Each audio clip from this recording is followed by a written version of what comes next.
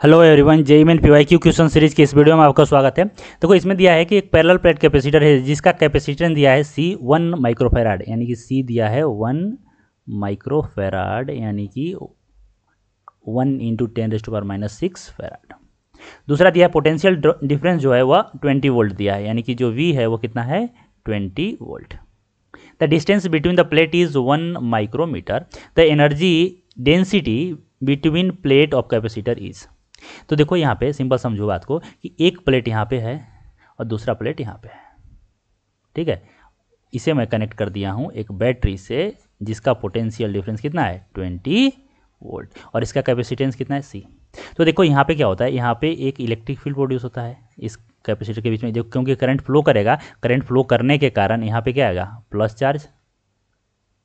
और यहाँ पे आएगा माइनस चार्ज, और इसके कारण एक इलेक्ट्रिक फील्ड आएगा यहाँ पे। और इस इलेक्ट्रिक फील्ड में जो एनर्जी स्टोर्ड होता है, ध्यान रखना एनर्जी डेंसिटी की बात कर रहा है, तो energy density inside the electric field जो होता है वह होता है UE, और यह होता है एनर्जी पर यूनिट वॉल्यूम, और यह कितना होता है तो यह होता है half epsilon not E²। E क्या है तो इलेक्ट्रिक फील्ड, जो यह इलेक्ट्रिक फील्ड है, क्योंकि जो एनर्जी स्टोर होता है वह इलेक्ट्रिक फील्ड में ही होता है, तो जो उसका एनर्जी डेंसिटी होगा वह यह होगा, ठीक है। अब E कैसे निकालेंगे, तो देखो क्या है, हम लोग यहाँ भी जानते हैं कि जो V होता है वह होता है E इंटू डी, यानी कि यहाँ से यहाँ तक के बीच में जो पोटेंशियल डिफरेंस है यहाँ से यहाँ तक, या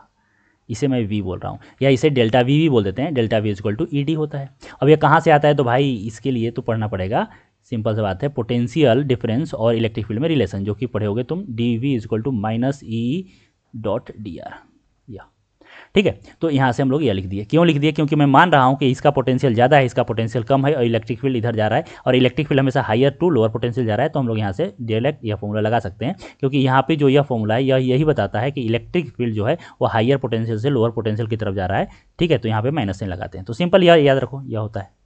ठीक है। तो यहाँ से इलेक्ट्रिक फील्ड को हम लोग क्या लिख सकते हैं, यहाँ से लिख सकते हैं पोटेंशियल डिफरेंस बाई डी। तो इसे मैं यहाँ पे पुट कर दूंगा, तो UE जो अपने को निकालना है वो आ गया हाफ एप्सिलॉन नॉट V/d का स्क्वायर, ठीक है। तो यहाँ पे पुट कर दे रहे हैं, तो यह हो गया हाफ, और एप्सिलॉन नॉट का वैल्यू क्या होता है, तो यह होता है 8.854 इंटू 10⁻⁻12 इंटू भाई V कितना दिया है, तो यह दिया है 20 वोल्ट, और D कितना दिया है, तो D देखो दिया है 1 माइक्रोमीटर, यानी 1 माइक्रोमीटर, D दिया है 1 माइक्रोमीटर, यानी कि बोल सकते हैं 10⁻⁻6, सही है यहाँ तक मीटर, ठीक है। यह तो यहाँ पे हो गया 10⁻⁻6 का स्क्वायर, ठीक है। अब इसे सॉल्व करना है भाई, इसे सॉल्व करने के लिए हम लोग सॉल्व करेंगे, तो जो मेरा आंसर आएगा वो आता है 1.77 इंटू 10⁻, यहाँ से आएगा ऊपर जाएगा, यह हो गया 6 कितना आ गया कैंसिल हो गया, और यहाँ से जब सॉल्व करेंगे तो यहाँ आ गया 3, तो यह आ गया 3,